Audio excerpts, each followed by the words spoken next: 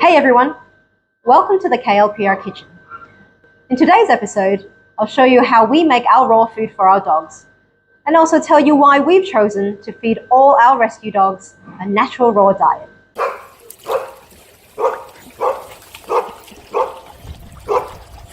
I think it's important to clarify that I'm not an animal nutritionist. The information I'm sharing with you has been passed down from people much smarter than myself, and just what I've learned from the past years working with dogs. Ideally, we'd use premium meats, we'd grind our own bones and use only organic supplements.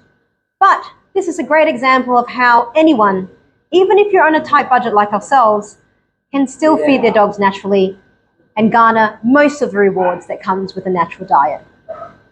The bulk of what we use in our raw food is called meat dust. Meat dust is meat shavings that come from a frozen butcher. So it's the shavings whenever they cut into a piece of meat, so it includes the protein and the bone elements as well. And it comes from a variety of protein sources. It's not suitable for a dog that has particular allergies. This is 80% of what we use in our food. 10% of what goes into our meat is beef trimmings. We mince this ourselves, and this is a higher quality meat. We wish we could use this sort of meat for all of our raw food, but as I mentioned, budget is a concern, so we only use 10% of this meat. You can use more if your budget allows. The final component of our meat mixture comes from livers and hearts. The most inexpensive livers and hearts that we can buy in Malaysia come from chickens.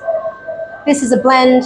They get delivered frozen, and we once again blend them ourselves, and we put 10% in that mixture.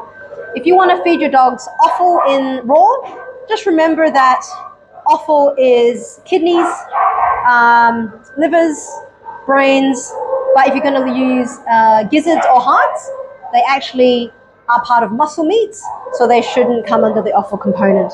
To top it all off, we use apple cider vinegar. This is the normal Heinz variety, but just 1 cup per 20 kilos, and that helps it shelve a bit longer in the fridge. Has a nice alkaline effect on the body as well. Why go to all this trouble when there are balanced, readily available diets out there? Let's look at this from a logical perspective. When you go shopping, you instinctively know, as a human, what foods are good for you. And they tend to be foods that look like food, right? So meat, vegetables, fruit, fresh whole foods. You know that those foods in packets that are heavily processed contain lots of carbohydrates and preservatives and sugar. You know that these aren't great for you, but we eat them anyway because they taste good. But if your doctor tried to convince you that a small dry biscuit or tin food was the best available diet for you, you'd be pretty skeptical. So why do we allow the pet food industry to lie to us about what food is best for dogs?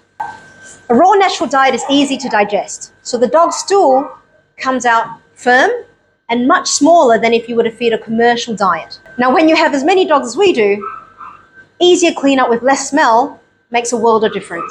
Lastly, this type of feeding has been tried and tested since 2011 on hundreds of dogs under our care. That's why I can show you with confidence, because I know the difference that it's made for the dogs here. I know that they are more alert, their skin is better, you don't have to bathe them as frequently. Is it cheap? Definitely not. Even with all the restraint that we use with what goes into our raw food, to make it palatable and to find that balance of goodness versus what we can afford, feeding our dogs this way costs just under 13,000 ringgit a month, which is the equivalent of just under $3,000 every month. That's the reason why we work so hard. That's the reason why we've started the YouTube channel. So if you would like to help out, please subscribe to our channel. Make sure you like this video and check out the links below for how to donate to our cause. Thanks for watching.